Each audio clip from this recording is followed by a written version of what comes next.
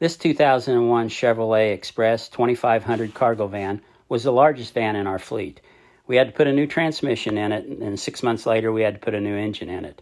It served its purpose in the fact that it could hold quite a bit of inventory, but our needs have changed and we no longer need to have a van with a bunch of inventory, and we're going to stick with the smaller vans.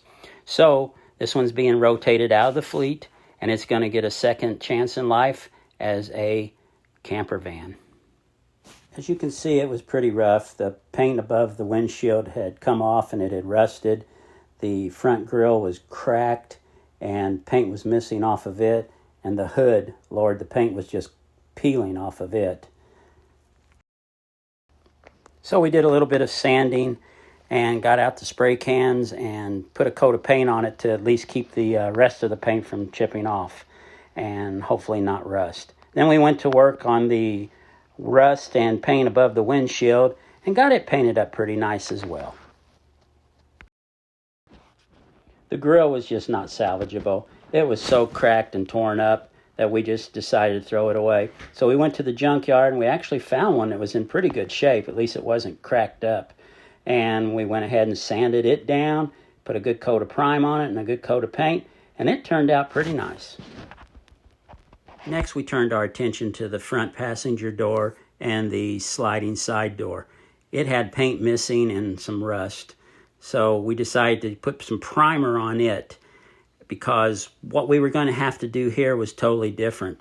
This was going to have to be blended in to the rest of the paint so it didn't look terribly bad. We could get away with it on the hood and up on top, but here it wasn't going to work.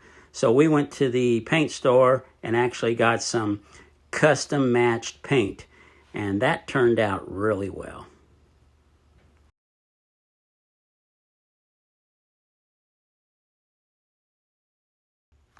Now came the part that I was not looking forward to.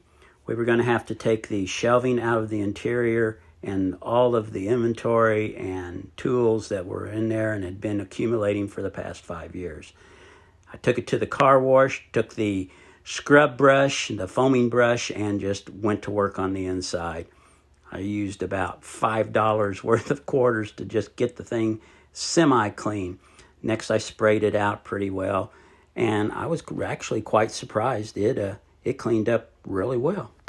Next, I needed to turn my attention to the roof rack. It was really tall, and I wanted it to be low profile and aerodynamic because I was going to mount the solar panels on it. So I took it over to my buddy Wayne's, and he went to work on it. He cut it down and welded it back together so that it was low profile with very little wind drag. So we got it painted up and put on the camper, and it actually turned out to look pretty darn good. Well, we got the exterior of the old guy looking pretty darn good. All we got to do now is remove the decals and get to work on the interior. This build is going to be quite the journey, but it's one that I'm looking forward to, and I'm going to be filming it all along the way. So I hope you'll be able to join us and be there right with us as we build this new Chevy Express camper van.